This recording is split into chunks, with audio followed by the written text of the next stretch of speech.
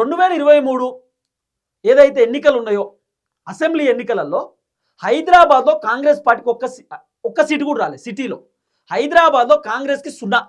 ఆఖరికి పల్లెటూర్లలో వచ్చిన సీట్లు మొత్తం 63 సీట్లతోటి కాంగ్రెస్ గవర్నమెంట్ వచ్చిందంటే కారణం కేవలం పల్లెటూరులో వచ్చినటువంటి సీట్లు.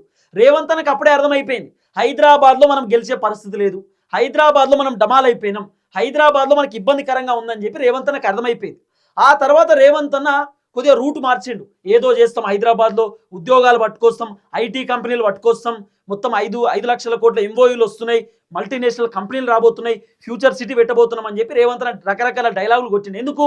జిహెచ్ఎంసీ ఎన్నికలలో అట్లీస్ట్ పెద్ద పెద్ద కంపెనీలు వస్తున్నాయి, డెవలప్మెంట్ అవుతుంది అంటే అన్న కూడా జనాలు ఓట్లేస్తారేమో అని చెప్పి అనుకున్నాడు అన్న. కానీ వర్కౌట్ కాలే.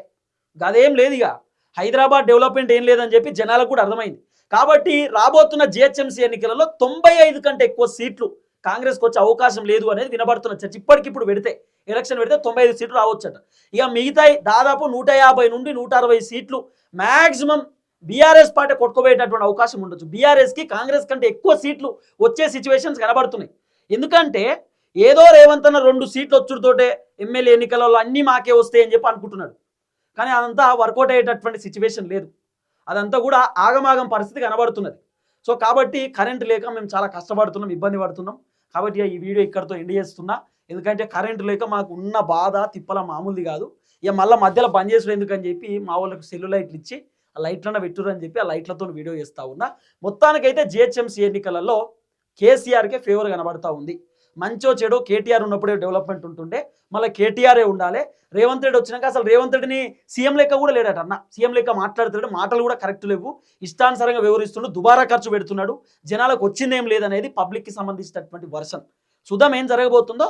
సో రేవంత్ అన్న సర్వే రిపోర్టు మాత్రం హైదరాబాద్లో జిహెచ్ఎంసీ ఎన్నికలలో కొద్దిగా రేవంత్ అన్నకు నెగిటివ్గానే వస్తున్నాయి, బీఆర్ఎస్కు పాజిటివ్ వస్తున్నటువంటి పరిస్థితి.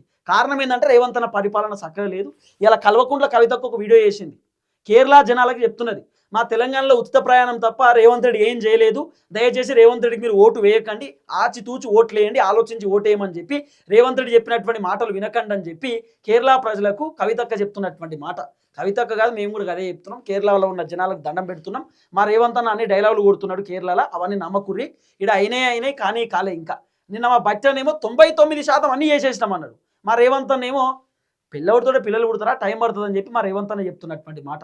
చూద్దాం ఏం జరగబోతుందో. మొత్తానికి జిహెచ్ఎంసీ ఎన్నికలలో రేవంత్ రెడ్డి హైదరాబాద్ సర్వేలో రేవంత్ రెడ్డికి కొంత నెగిటివ్ కనబడతా ఉన్నది.